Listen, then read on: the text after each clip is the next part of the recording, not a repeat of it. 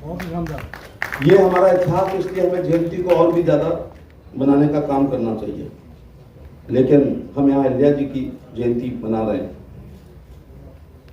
अब इतिहास की 5वीं ईंट रखी जा रही है। जैसा आप लोगों ने बताया कि मल्हारराव इंदौर के राजा बनने के बाद अहमदनगर को जीतने महाराष्ट्र जाते हैं। देवी अहिल्या पर नजर पड़ती है 8 वर्ष की बालिका पर। कहते हैं इसके पिता को बुला और कहा कि तुम चाहो तो मेरे राजकुमार खांडेराव से शादी कर सकते हो। लड़की के बाप ने बड़ा अच्छा जवाब दिया कि हम भेड़ चराने वाले हैं, तुम इंदौर के राजा हो। वहां से जवाब आया, अपना प्रारब्ध कभी मत भूलना कि अगर पत्थर ना मारा होता तो 35 साल पहले मैं भी आज भेड़ चरा रहा होता। शादी हो जाती है, 39 साल की उम्र में विधवा हो जाती है। सती प्रथा मैंडेटरी थी। चिता पर लगभग बैठ ही गई थी, लेकिन मल्हारराव होलकर ने कहा मैं बूढ़ा हूं, नाती छोटा है, तुम मेरी बेटी हो, यदि सती हो जाओगी तो इंदौर पे हमला हो जाएगा। तो आज हम प्रधानमंत्री मुख्यमंत्री के नेतृत्व में महिला सशक्तिकरण पे बहुत सारा काम कर रहे हैं। आपको 33% आरक्षण भी दिया है, फौज में भी आरक्षण हो गया लड़कियों का, जुडिशरी में भी हो गया। लेकिन हमारे पुरखों ने 250 साल पहले अपने घर से सती प्रथा करके और इंदौर की शासका बनाने का काम करके महिला सशक्तिकरण का अनुपम उदाहरण देने का काम किया। मैं जब फौज का फॉर्म भरता था तो मेरी बहन ने नहीं भर पाया, महिलाओं की एंट्री नहीं थी। मैं जब यहीं पर हर चीज जब आपकी यूपीएससी में सीडीएस की एग्जाम देने आया, मेरी बहन नहीं दे पाई थी, कमीशन नहीं लेती थी। लेकिन अहिल्याबाई होलकर ने 250-300 साल पहले 5000 महिलाओं की भर्ती करके और खंडोबा से लड़ने का काम किया। इसका मतलब है हमारे पुरखे 250 साल पहले इतने दूरदर्शी थे। शादी हो जाती है, सती नहीं होती हैं, विधवा हो जाती हैं। पानीपत से लौट के 6 साल बाद 1766 में मल्हारराव भिंड के आलमपुर में, कोई होगा या भिंड का जरूर बैठा होगा, मैं जानता हूँ, भिंड के होंगे, मुरैना के, ग्वालियर के, अच्छा बहा वाले, फतेहाबाद, खैरागढ़ होते ना। हाँ मैं जानता हूँ ना भाई, हलवाईगिरी ज्यादातर कर रहे हैं। तो आलमपुर, अरे आगरा तो खड़ी ना, आगरा तो आलमपुर, भिंड में आलमपुर में उनकी छतरी है। लेकिन एक बात मैं कहना चाहूंगा, मल्हारराव होलकर ने पुत्र वधू बनाया है, लेकिन पुत्र वधू से रानी, रानी से महारानी, महारानी से राजमाता, राजमाता से लोकमाता, लोकमाता से पूर्ण श्लोका और पूर्ण श्लोका से देवी बनने का कार्य अहिल्या जी का।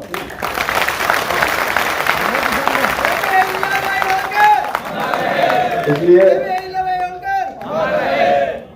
दिल्ली का थोड़ा फायदा शिक्षा में उठा लिया करो। मुझे लगता है मुख्यमंत्री सभी बहुत व्यस्त रहते हैं और मेरी भी ट्रेन है,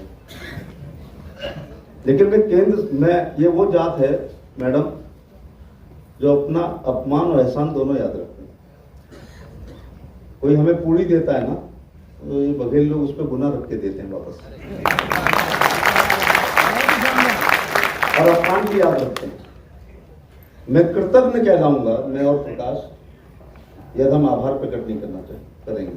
मैं केंद्र सरकार का आभार प्रकट करना चाहूंगा कि पहला सोमनाथ का जीर्णोद्धार अहिल्या जी ने किया, तो दूसरा सरदार पटेल ने, तीसरा मोदी जी ने। पहला जीर्णोद्धार काशी विश्वनाथ का अयोध्या जी अहिल्या जी ने किया, तो दूसरा मोदी जी ने किया। लेकिन मैं आभार प्रकट करना चाहूंगा कि मंदिर के कैंपस में ये छत के बराबर अहिल्याबाई होलकर की मूर्ति को स्थापित करने का काम किया। मैं आभार प्रकट करना चाहूंगा कि मैंने चिट्ठी लिखी थी प्रकाश जी कि हमारे सिक्के चलते थे, कभी हमारे सिक्के चलते थे, आज हम सिक्का मांग रहे हैं। लेकिन धन्यवाद देना चाहूंगा माननीय वित्त मंत्री जी का कि 300 वर्षगांठ पर 300 रुपए का सिक्का जारी किया और अहिल्या जी और महेश्वर के किले का टिकट जारी किया। उत्तर प्रदेश के मुख्यमंत्री का आभार प्रकट करना चाहूंगा कि उन्होंने औरैया के गवर्नमेंट मेडिकल कॉलेज का नाम अहिल्याबाई होलकर मेडिकल कॉलेज रखने का काम किया। मैं विशेष तौर से भारतीय जनता पार्टी के आभार प्रकट करना चाहूंगा। ये मेरा 33वां साल है अहिल्याबाई होलकर जयंती मनाते हुए। मैं अपने लाइफ में लगभग 7000 जयंतियां मना चुका हूँ। मैंने 456 को पिछले 2 महीने में मनाए, लेकिन वो छोटा काम था। हम लोग 30-40 साल से ही शुरू हुए हैं, आप कानपुर में ही ओपन जाते हैं। लेकिन भारतीय जनता पार्टी जो दुनिया की सबसे बड़ी पार्टी है, उसने अपने मंडल पर, अपने ब्लॉक पर, अपनी नगर पंचायत पर, अपनी नगर पालिका परिषद पर, अपने नगर निगम में सभी विधायक ने, सभी सांसद ने, विधायक सांसद नहीं है तो प्रत्याशियों ने, पार्टी के अध्यक्षों ने जयंतियों को मनाने का काम किया है। इसलिए सबसे ज्यादा आउटरीच भारतीय जनता पार्टी ने अहिल्या जी का पूरे देश में पहुंचाने का काम किया। इसलिए मैं ये आभार प्रकट करना चाहूंगा। लेकिन साथियों, मैं आधुनिक अहिल्याओं की बात करना चाहूंगा। अब के मल्हारों से क्या हाल है? मैं 5 मिनट में, मुझे पर्ची मिली है, मैं 5 मिनट में समाप्त कर रहा हूं। सत्ता वो चाबी है जिससे दुनिया का हर ताला खुलता है, याद रखना। लेकिन शिक्षा वो चाबी है जिससे जंग लगे हुए ताले खुलते हैं।